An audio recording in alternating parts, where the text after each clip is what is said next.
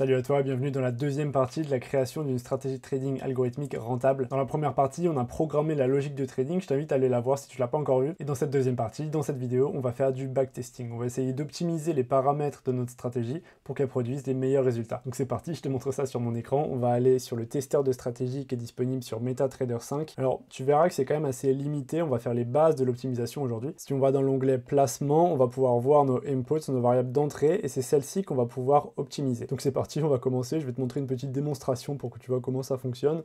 Donc dans cet onglet réglages, on va aller voir dans optimisation, le petit menu déroulant, tu sélectionnes rapide algorithme génétique. Tu vas pouvoir optimiser pour certains critères. Donc là, on va mettre solde maximum pour l'instant. Mais ensuite, je t'expliquerai quels sont les autres critères. Le dépôt de garantie, c'est tout simplement le solde du compte que tu vas vouloir backtester. Donc là, on va mettre 100 000 € au hasard, mais c'est pas important. Le levier, c'est pareil, tu peux choisir ce que tu veux.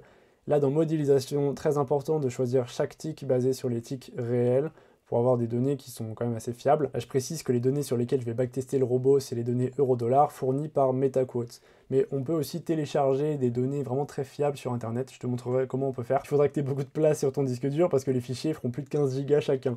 Mais bon, là, on va utiliser les données fournies par MetaQuotes, ça fera l'affaire pour ce backtest. La période, on peut choisir tout l'historique, dernier mois, dernière année ou personnalisé. Nous, on va choisir de début 2023 jusqu'à aujourd'hui. Là, dans délai, il y a marqué pas de latence, exécution idéale. Nous, c'est pas ce qu'on veut, on veut de la latence. Donc, enfin, non, on veut pas de latence. Idéalement, on n'en voudrait pas. Mais dans des conditions réelles, t'en auras. C'est certain que tu auras du slippage, surtout en tant que trader particulier. Il faut que ton algo reflète les vraies conditions du marché. Donc si tu mets pas de latence, bah, c'est pas ce que tu auras après en live. Donc tu pourrais être déçu de la performance. Tu verras, il y a aussi beaucoup d'autres choses qu'il faut prendre en compte pour s'assurer que le bot reflète bien les vraies performances du bot et qu'il n'est pas notamment suroptimisé. Tu vas voir, je vais te parler de ça. Donc là, on va juste faire une petite optimisation comme ça, tranquille, pour vraiment t'illustrer comment ça fonctionne. Donc là, tu vois, nos deux paramètres, nos deux variables d'entrée, c'est celle-ci qu'on va optimiser. Donc on va cocher les petites cases. Et là, dans démarrage, on va mettre 10 et 10. Qu'est-ce que ça veut dire démarrage? C'est la première itération de l'optimisation.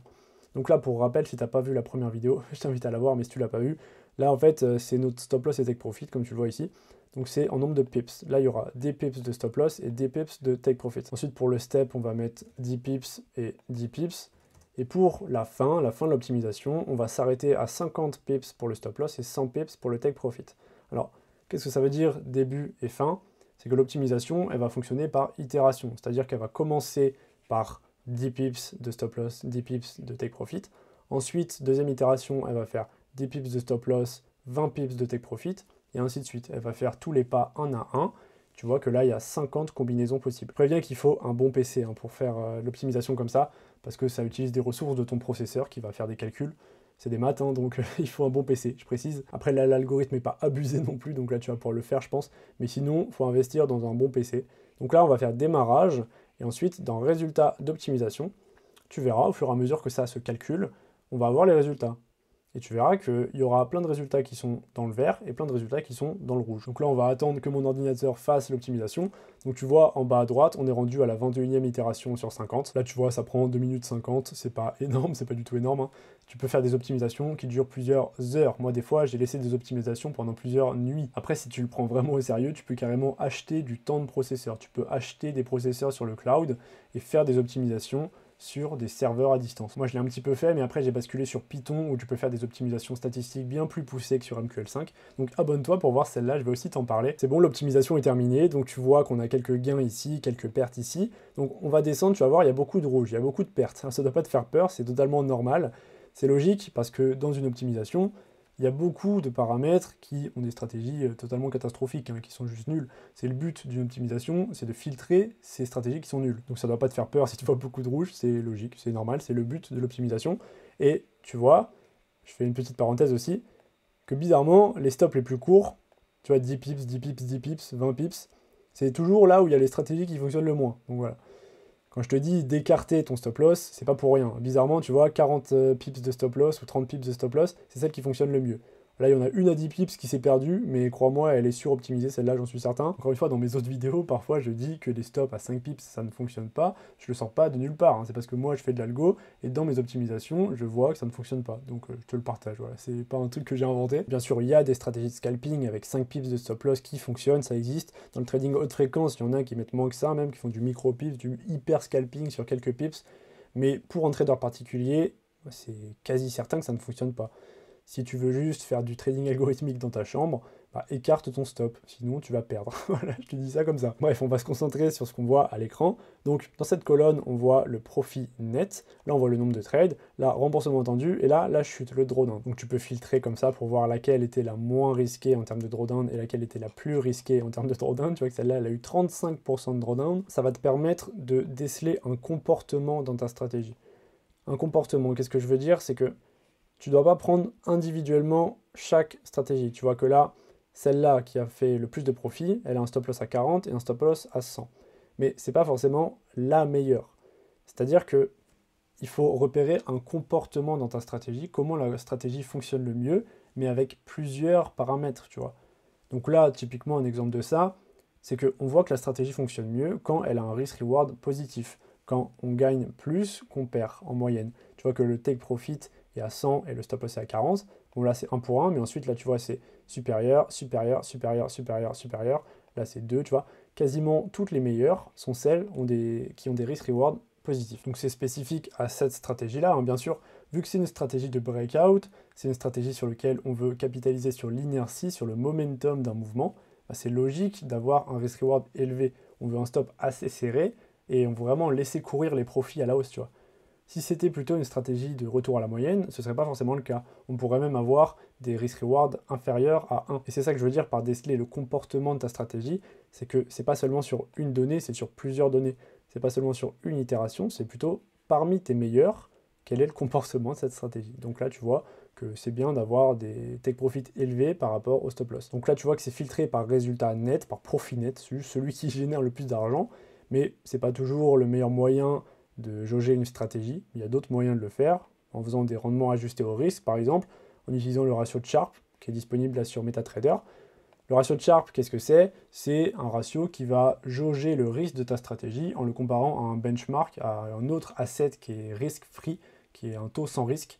Donc par exemple, ça peut être, je sais pas, les bons du trésor ou des obligations gouvernementales. C'est des actifs qui ont des taux d'intérêt, des taux de retour sur investissement qui sont quand même relativement faibles. Et on va comparer la variance de tes rendements, donc l'écart type entre tous tes rendements, par rapport à ce benchmark, et juger si ta stratégie est rentable par rapport à son risque. Donc qu'est-ce que ça permet de dire? C'est surtout de comparer deux stratégies rentables. Il y en a une qui va être meilleure que l'autre parce qu'elle risque moins, elle est moins risquée. C'est quelque chose qu'on utilise beaucoup parce que, au-delà du profit net, dans l'univers du trading algorithmique, il y a beaucoup de stratégies qui génèrent de l'argent.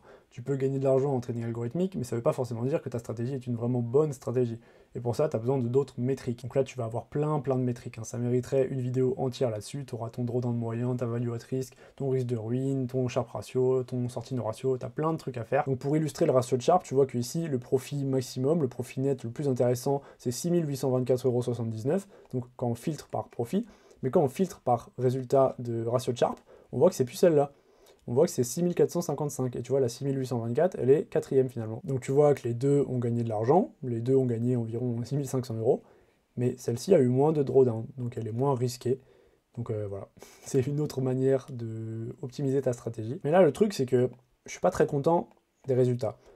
Pourquoi je suis pas très content? Parce que justement, le profit est inférieur au drawdown. Alors, en finance traditionnelle, c'est totalement possible d'avoir un drawdown inférieur au profit. Ça existe, hein, malgré tout ce que te diront les youtubeurs trading qui gagnent des milliards. Dans la réalité, c'est possible. Hein. Mais là, je pense qu'on peut quand même encore plus l'optimiser. Et ça va aussi passer par rajouter d'autres variables d'entrée. Tu vois que là, on n'en a que 2. En fait, on va essayer d'en rajouter d'autres. Donc allez, on va revenir dans notre algorithme, on va revenir sur ce qu'on a fait hier, et on va rajouter, pourquoi pas, un filtre de tendance. Ou alors, on va rajouter quelque chose qui fait qu'on ne peut pas avoir plusieurs trades en même temps, pour pas qu'il y en ait trop, parce que c'est ça qui crée du drawdown, souvent c'est quand tu as beaucoup de trades, parfois quand il y a beaucoup de trades qui vont dans le mauvais sens, bah, ça te fait beaucoup de drawdown. Donc ça peut être intéressant, on va faire soit l'un soit l'autre, ou les deux, si j'ai le temps. Donc on va aller tout en haut, et on va mettre un troisième groupe, qu'on va appeler input group, on va mettre filtre, et on va mettre quoi? On va mettre un filtre de tendance, donc on va mettre input, je pense qu'on va mettre, on va utiliser un filtre avec une moyenne mobile, qui fera qu'on va soit acheter, soit vendre seulement quand on est au-dessus ou en dessous de la moyenne mobile. Ça peut filtrer la tendance et permettre d'éviter des mauvais signaux. Souvent, c'est ce qu'on fait aussi quand on optimise. On ne cherche pas juste à optimiser des paramètres d'entrée, on cherche à retirer des mauvais paramètres d'entrée. On cherche à retirer des mauvais signaux. Donc, encore une fois, c'est très complexe. Hein. Il ne faudra pas aussi trop rajouter de signaux, parce que là, tu vas faire de la suroptimisation. Si tu as trop de signaux, en fait, tu vas cherry pick, comme on dit, tu vas prendre dans toutes les données celles qui sont les meilleures, mais qui vont pas forcément refléter les prochaines meilleures données, tu vois. Ok, elles ont fonctionné dans le passé, mais c'est pas forcément dit qu'elles vont fonctionner dans le futur. Et si tu cherches trop la meilleure optimisation, c'est ce qui peut arriver. Avoir une stratégie qui fonctionne bien dans le passé, mais pas dans le futur. Donc pour remédier à ça, après on pourra faire du walk forward, on pourra tester, optimiser la stratégie, mais dans un échantillon de données qui n'est pas testé de base. Donc ça s'appelle out of sample, donc je t'expliquerai. Il y a tellement de trucs à faire, je peux pas le faire maintenant. Bon, on va juste coder la stratégie. Bref, on va coder ce fil de tendance pour que justement je puisse t'illustrer ce que je viens de te dire sur la suroptimisation. Donc on va mettre une variable int qu'on va appeler ma période pour la période de la moyenne mobile. On va mettre 50. Ensuite, enum-du-bas timeframes, ma timeframe. On va mettre une période, disons h1. On pourra optimiser tout ça, hein. Donc on s'en fiche un peu de ce qu'on met là dans le code. On va mettre enum ma-du-bas méthode méthode, et on va mettre une mode EMA, moyenne exponentielle. Ensuite, input enum applied price, ma price, pour la manière dont qu'on va le calculer. Donc on va mettre price close. Et ce qui va être intéressant là, c'est que on va pouvoir avoir une variable booléenne, et c'est ça qui va être bien. On va mettre une variable booléenne, parce que ça, c'est les paramètres de la moyenne mobile. Et là, ensuite, on va pouvoir activer ou désactiver le filtre. Donc on va mettre isMaFilter égale true. Et c'est ça qu'on va optimiser aussi. Donc on va juste écarter ces deux-là. Ou non, plutôt on va faire une variable en disant isMaFilter. On va ouvrir les petites accolades. Et à l'intérieur, on va coder la logique. Donc hop, on va faire un peu d'espace. Comme ça. Et là, à l'intérieur, on va faire une deuxième condition if. En disant ask supérieur à ma0. Et là, on va pouvoir mettre juste le trade by stop. Et ensuite, là, on fait if bid inférieur à ma0. Et là, ce sera juste le sell stop. Donc là, on n'a pas besoin d'ouvrir les accolades parce qu'on n'a qu'une seule ligne en dessous. Donc ça peut être exécuté du coup. Quand il y a une seule ligne, la condition if est exécutée. Tu n'as pas besoin d'avoir les petites accolades. Voilà. Et ensuite, là, tu vois isMaFilter, donc c'est quand le filtre est activé. On va pouvoir mettre else, sinon, si le filtre n'est pas activé. Tu vois ça, cette condition, si c'est activé. Sinon, si c'est pas activé, ça va faire ces petites lignes de code. Donc, on va copier-coller, on va les mettre là, comme ça, et comme ça. Et là, si c'est pas activé, si le filtre n'est pas activé, ça va faire juste la logique comme hier, quoi. Ça va mettre le buy stop et le sell stop. Et si c'est activé, eh ben, il y aura seulement le buy stop quand le prix est au-dessus de la moyenne mobile, et seulement le sell stop quand le prix est en dessous de la moyenne mobile. Donc on va faire compiler, et là on va aller faire l'optimisation. Donc là tu vois, on a le MaFilter ici, donc on va l'activer. Donc ça va faire false et true, vrai et faux. Et tu vois que ça rajoute, ça multiplie par 2 le nombre d'itérations, ce qui est logique, parce qu'il y a soit vrai soit faux, donc ça fait 2. Donc ça passe de 50 à 100. Mais là, on va carrément pouvoir filtrer, on va commencer à 30, parce qu'on a bien vu qu'avec un stop loss à 10 pips, ça ne fonctionnait pas, c'était nul. Donc on va mettre un pas à 30. Et on va mettre même le take profit un petit peu plus haut, on va mettre à 50, et le stop, on va le mettre à allez, 70. Ça va être sympa. Non, mince, là j'ai mis un pas à 30, on va mettre 10, et là on va commencer à 30. Donc on a 100 variations, on a 100 itérations. Donc on va refaire démarrage, on va attendre, et on va voir ce que ça va donner. Donc l'optimisation est terminée, on a les résultats, et tu vois que là on a quelque chose de très intéressant. Tu vois que sur la dernière colonne ici, où on active le filtre de tendance, eh bien quand c'est faux, quand on n'a pas le filtre de tendance, ça fonctionne mieux. Tu vois que dans les meilleures stratégies, là dans le top 10, c'est quasiment que les fois où on l'a désactivé. Il y a une seule fois où on l'a activé ici, et ça a quand même fait moins d'argent. Et pourquoi ça? Bah, c'est totalement normal, hein. Encore une fois, ça ne doit pas te faire peur, c'est logique, hein. Il peut y avoir des paramètres qui ne fonctionnent pas, il peut y avoir des paramètres, des filtres de tendance qui ne fonctionnent pas, c'est logique. Et d'ailleurs, c'est pour ça qu'il faut avoir aussi un bagage en finance et en économie, au-delà de juste avoir ton trading algorithmique, c'est pour comprendre pourquoi ça ne fonctionne pas. C'est que là, une explication logique et probable, c'est que sur le Forex, parce que là, on fait sur euro-dollar, on est sur le Forex, eh bien, il n'y a pas vraiment de tendance sur le Forex. Donc un filtre de tendance, ça peut être utile dans certains cas, mais ça peut ne pas être utile aussi quand tu fais des stratégies de breakout. Parce que c'est pas comme sur les indices où ça monte à l'infini, ou sur l'or où ça monte à l'infini. Sur le Forex, il n'y a pas de tendance. C'est une alternance de range haussier et de range baissier. Et mettre des filtres de tendance à l'aide de moyenne mobile, c'est pas forcément super. Et d'ailleurs, moi, je fais souvent l'inverse, en fait. Sur mes stratégies de trading algorithmique, je fais des stratégies de retour à la moyenne. Je fais pas du breakout, souvent, je fais des retours à la moyenne, c'est-à-dire que je mets mon filtre de tendance et je vais trader vers ce filtre, et pas contre ce filtre. Je sais pas si tu vois ce que je veux dire. En gros, faut pas l'utiliser comme un filtre pour prendre des trades dans la bonne direction. Faut aller chercher la moyenne. Bon bref, c'est moi c'est comme ça que je fonctionne. Ça, encore une fois, c'est vraiment du fondamental. Hein. C'est pas du trading algorithmique. Et tu vois que les deux sont quand même très liés. Et là où ça va être intéressant de déterminer ce genre de choses en trading algorithmique, c'est quand on va basculer vers Python. Parce qu'en Python, on va pouvoir faire de l'optimisation statistique. On va pouvoir faire des optimisations beaucoup plus poussées et complexes que là simplement sur l'outil de MetaTrader. Et pourquoi c'est important de faire de l'optimisation statistique? C'est qu'on va pouvoir déterminer si nos signaux sont liés à du hasard ou pas.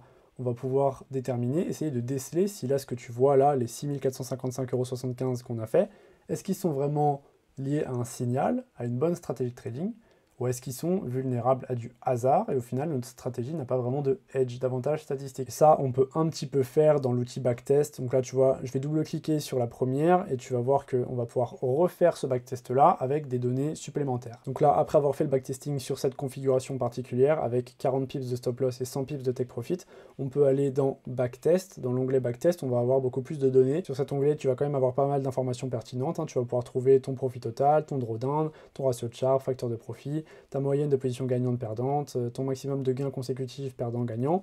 Tu vas avoir aussi des graphiques qui vont être intéressants pour différentes choses. Comme là, par exemple, tu vas voir qu'on ouvre beaucoup de trades à 9 h le matin, ce qui est totalement logique. On trade l'ouverture de la session de Londres. Et on va avoir beaucoup de pertes à 15 h de l'après-midi, ce qui est aussi logique parce que c'est l'ouverture de la session de New York. C'est là où il y a parfois beaucoup de news économiques qui peuvent te faire perdre beaucoup. Donc voilà, c'est pas étonnant non plus qu'il y ait une hausse des pertes à ce moment-là. Et ce genre de choses, ça doit rentrer dans ton backtesting. Tu dois te demander si c'est pas pertinent de fermer tes trades avant l'ouverture de la session de New York, par exemple. Donc là, tu perdrais aussi les gains qui sont en bleu, que tu vois ici, les barres en bleu, mais tu empêcherais surtout les grosses pertes que tu vois là. Donc voilà, ça doit rentrer dans ton backtesting, tout ça, ça rentre en compte. Donc voilà, c'est intéressant d'utiliser cette page pour trouver des choses. Même au bas de la page, tu vas pouvoir faire un peu de régression linéaire, mais bon, c'est quand même assez limité. Là, on va juste pouvoir en faire avec la corrélation entre les profits et le MAE. Donc le MAE, moi j'utilise même pas ça, c'est Maximum Adverse Excursion. C'est comment dire, en gros quand t'es, bah là tu le vois sur le graphique, quand tu es en profit, quand tu gagnes beaucoup, est-ce que tu as perdu beaucoup avant? C'est ça, c'est un déterminant de la volatilité. Et l'inverse, MFE, c'est Most Favorable Excursion. Et en gros, ça va te permettre de trouver si quand tu es en drawdown, est-ce que tu as été beaucoup en profit. Donc est-ce que tu aurais peut-être dû mettre un trailing stop, par exemple, si tu vois que là, typiquement, c'est le cas. Là, typiquement, ça suggère une utilisation d'un trailing stop. Après, avec l'expérience, tu t'apprendras à voir ce genre de choses. Donc ok, effectivement, il y a une corrélation, mais le truc, c'est que ça va pas te servir à grand-chose. Parce que là, profit et MAE, ok, 0,85, c'est une corrélation qui est quand même correcte, mais c'est pas avec ton signal. En fait, ton profit, là, peu importe, ça pourrait être le profit de n'importe quoi, pas du signal. Donc ta corrélation entre le profit et le MAE, elle va pas dire si ta stratégie est bonne, s'il y a un bon signal, un bon avantage statistique, ça va juste te dire s'il y a beaucoup de volatilité ou pas, par exemple. Si tu as beaucoup de profit, mais que tu as aussi beaucoup de drawdown, que tu as eu beaucoup de MAE, tu auras une corrélation. Mais ça veut rien dire. Donc tu vois. C'est pour ça que c'est super important d'être bon en statistique, en trading et en mathématiques, c'est que tu vas faire des régressions linéaires sur ton signal, et pas juste là ce qu'il te donne sur MetaTrader, qui est un peu inutile. Mais bref, hein, je veux pas te faire peur en disant des mots un peu compliqués, c'est pas si compliqué que ça, hein, vraiment pas du tout. Et d'ailleurs, moi j'ai commencé par MQL5, quand j'ai commencé le trading algorithmique en 2022, je commençais avec ça, hein. Je faisais du backtesting sur l'outil backtester, et ça va, hein, ça suffit. Bon, ce sera pas des stratégies absolument géniales, tu vois. Tu vois que là, elle est rentable, celle-ci, elle a gagné 6 800 €, mais son Sharpe, il est très mauvais, hein. Enfin, il est mauvais, quoi. 0,28, c'est pas bon. Donc, c'est rentable, mais c'est pas une excellente stratégie. Et c'est souvent le cas de beaucoup de stratégies, quand tu y penses. Il y a très peu de stratégies qui sont absolument géniales, qui génèrent 30% par an, et qui ont des Sharpe absolument géniaux, tu vois. Souvent, tu as beaucoup de drawdown avec. Donc voilà, il faut trouver l'équilibre. Si tu veux avoir un référentiel d'une bonne stratégie de trading algorithmique, selon moi, ne te base pas sur le profit total, base-toi plutôt sur le ratio de Sharpe ou sur d'autres ratios de rendement ajusté au risque pour te dire si c'est une bonne stratégie ou pas. Parce que tu vois là, effectivement, tu aurais gagné de l'argent avec cette stratégie, mais est-ce que tu as vraiment besoin et envie d'encaisser 15% de drawdown pour en gagner 6000 ou 7000? Tu vois que c'est pas non plus génial.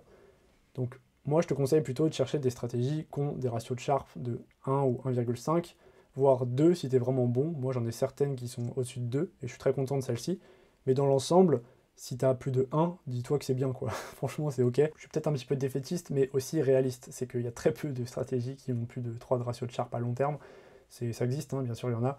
Mais bon, voilà, pour un trader particulier, vise plutôt bas. Déjà, fais des stratégies rentables avec un bon ratio de Sharpe, avec un bon rendement ajusté au risque, et puis après, vois plus tard pour augmenter tes performances. Donc voilà, comme d'habitude sur ma chaîne YouTube, j'essaie de pas te vendre du rêve, je te montre vraiment la réalité. Effectivement, c'est une stratégie rentable, tu vois que la courbe monte, mais en même temps, c'est pas une stratégie qui va te rendre multimillionnaire. Donc voilà.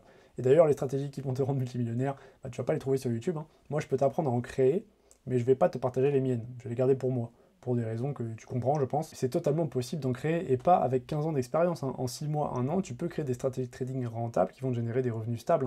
C'est possible, moi je l'ai fait, et je vais t'apprendre comment le faire. Donc abonne-toi pour voir toutes les prochaines vidéos que je vais faire, quand on va complexifier encore plus, quand je vais te montrer les optimisations statistiques. On fera justement la régression linéaire pour trouver des signaux de trading. Donc voilà, abonne-toi pour pas rater ça. Allez, si t'as aimé la vidéo, mets un j'aime, mets un commentaire, dis-moi ce que t'en penses, dis-moi si t'as envie d'apprendre le trading algorithmique, et puis moi je te dis tout simplement à la prochaine.